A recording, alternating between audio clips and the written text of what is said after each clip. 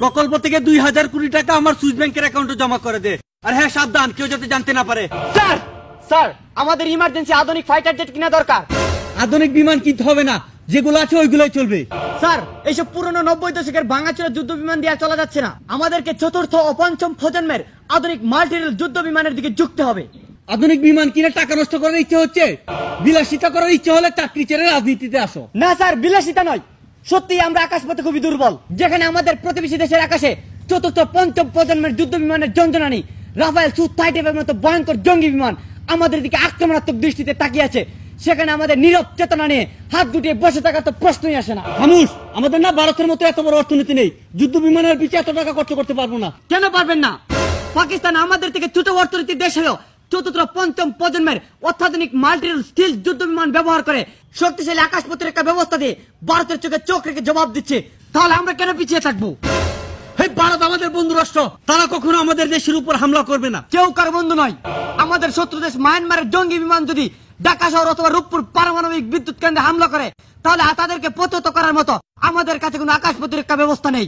শত্রুরা আমাদের আকাশে অবাধে বিচরণ করলেও আধুনিক রাডারের অভাবে আমরা তাদেরকে শনাক্ত করতে পারবো না।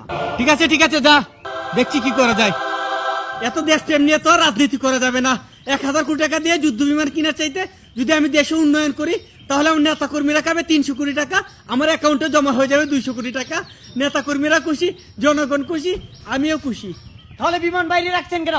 বিমান বাহিনীতে যদি বিমান না থাকে তাহলে লোকে কি বলবে? লোকে তো রিক্সা বাহিনী বলবে। তাও ঠিক। কি বললি? দেখি চায়না থেকে কিছু ভাঙ্গাচুঙ্গা বিমান নিয়ে কিনা যায়।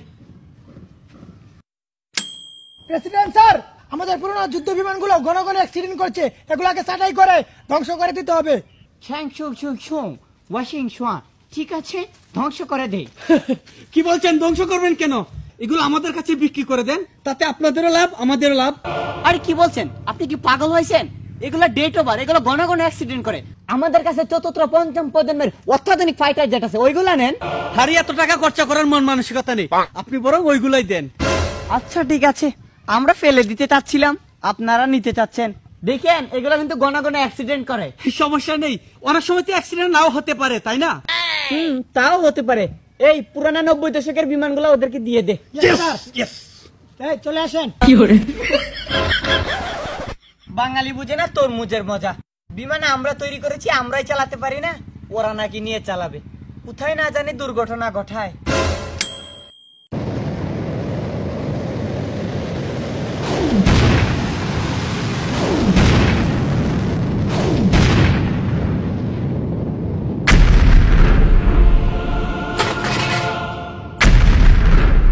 কি হয়েছে রে?